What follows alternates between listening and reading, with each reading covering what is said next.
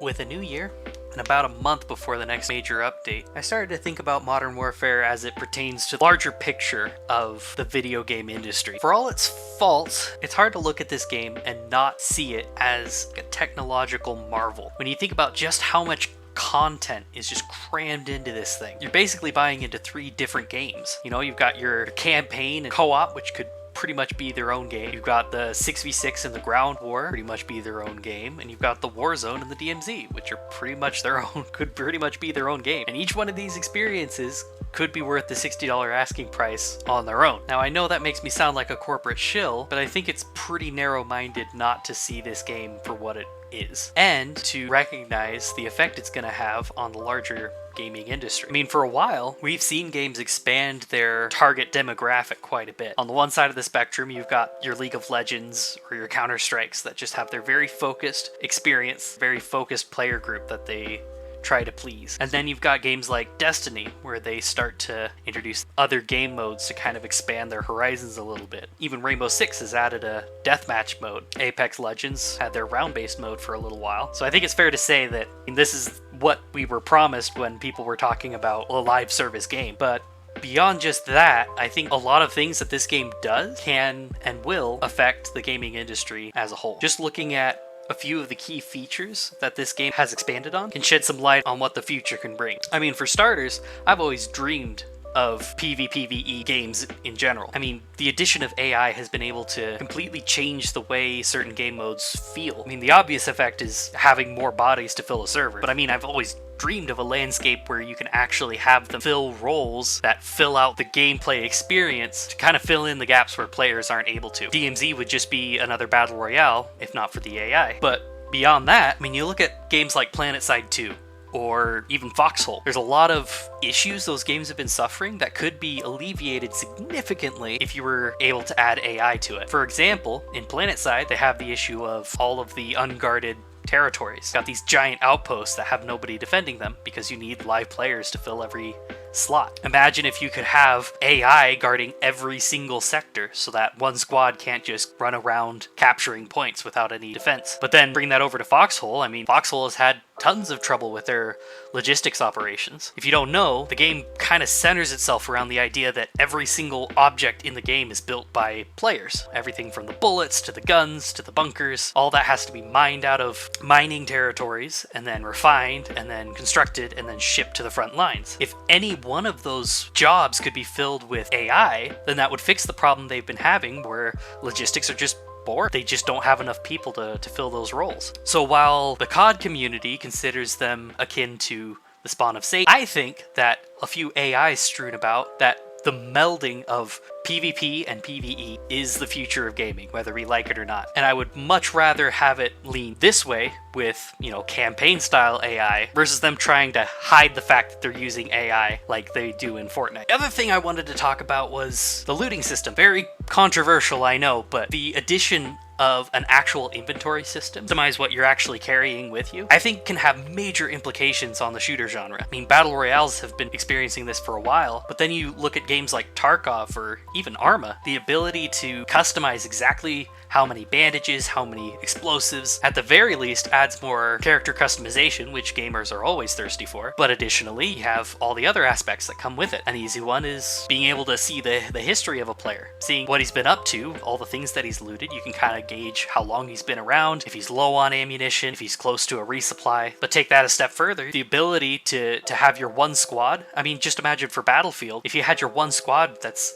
behind enemy line. Right now, you need to make sure that everybody has their med kits and their resupplies and all that sort of stuff to keep you going. But imagine if, for those larger games, you could rely on the enemy to bring you supplies instead. Suddenly, every soldier you kill is a potential resupply for any equipment you could possibly need. And so, while it's still pretty broken, and I'm not going to dispute that, the addition of an inventory system to a game as mainstream as Call of Duty, I think bodes well overall for the industry. I think it's a good thing to expand our horizons. I mean, imagine if games like Insurgency or Battlefield start to implement this sort of thing. I mean, I look at videos like this and I see this guy with this giant backpack on his back, and I just think, what is that backpack actually doing? It's just making your player bigger. Imagine if you could actually have extra equipment and things that you need in your backpack. It just adds a whole new dimension to the game, and while it's been pretty technologically challenging to get that instance-based looting to work properly on a grand scale. Since Call of Duty's done it, I'm sure a lot more games are gonna start following in its footsteps, which I think is just an overall win for the industry. So I'm excited to see how that goes. But then back to this overarching theme and just tailoring the experience for any player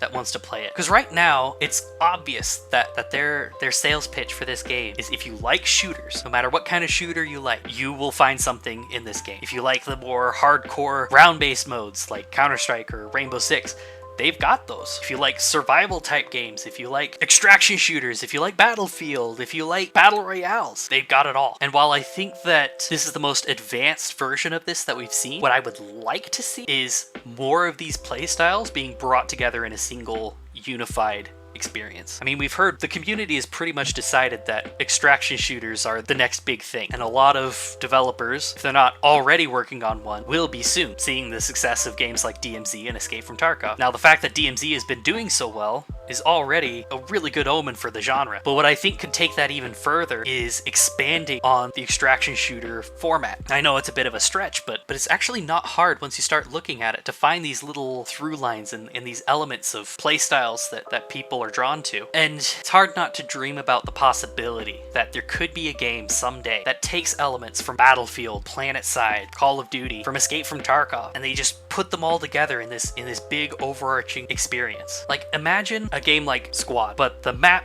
is 10, 15 times the size.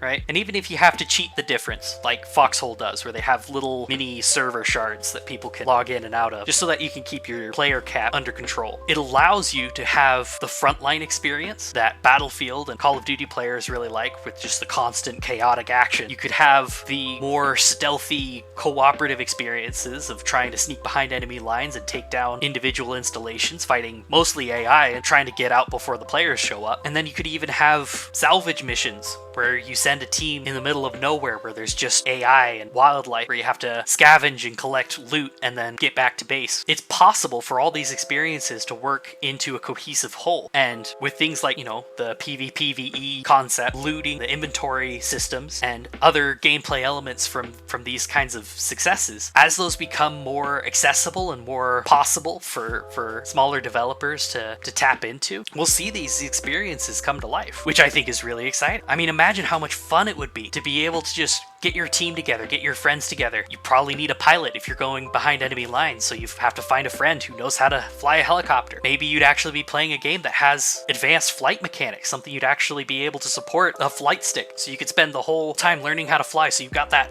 pilot that you look for, and you find him and you get him into your friend group so that he can transport you way back to one of their refineries, right? And because it's way back from the enemy lines, it's in the middle of nowhere, there's not going to be any players there. So it's all AI, just following their normal patrol routes, just maintaining the base the way AI are supposed to do. Just like a campaign mission. You choose a landing zone, you infiltrate, you try to keep things quiet as you work your way into the base, you plant your explosives, which you had to bring ahead of time. You had to plan out all the equipment that you would need. And you could get even more advanced with this. Imagine if the base is on a cliffside, so you needed to bring like climbing equipment, scuba diving equipment, so that you could scuba dive through the river to get into the inner workings of the base. There's all kinds of different approaches just in capturing this one point, Battlefield style. It's still that old-fashioned Battlefield or PlanetSide style of just capturing a point, but there's just so many more layers to it because you've added AI. But then suppose everything goes wrong and suddenly the alarm sounds on the enemy's map. They see that this base is under attack. So the higher ranking players start dispatching actual player teams to the location to try and stop you before you get away. And so now there's a timer. You have to get to your chopper before the players start showing up, and you just fight your way all the way back to the chopper and you escape. And that's a whole self-contained little mission for you and your friends to complete that helps the overarching campaign. And even if these experiences would be super instanced in their own little server shards, the actual act of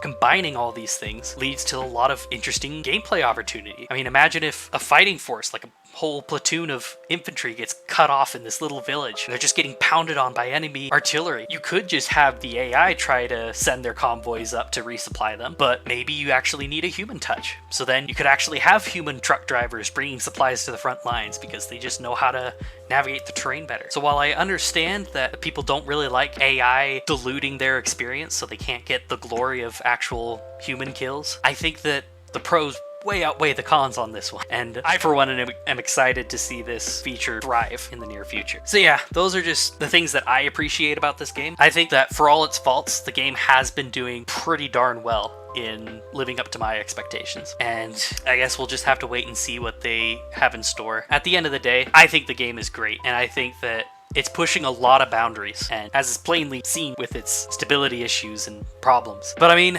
that's the price we pay when we're pushing boundaries. If they wanted to play it safe, they could easily play it safe and just stop innovating as they have in the past. But we don't like it when they do that. And I would much rather have this than another Advanced or Infinite Warfare coming down the pipeline. And again, it's not just Activision that has been experiencing these things. Any game that innovates has trouble, for better or for worse, whether you think they're criminals or whether you think that the industry is collapsing in on itself. You know, everyone has fallen victim to the technological issues of pushing the boundaries.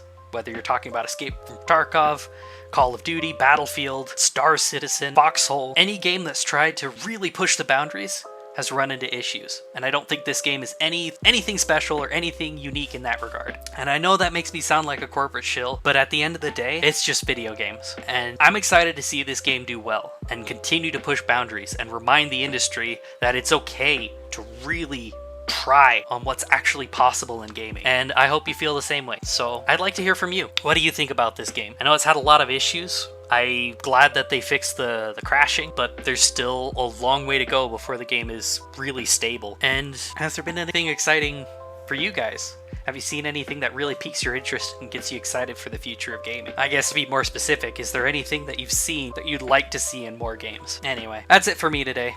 Thanks for listening. I'm done talking.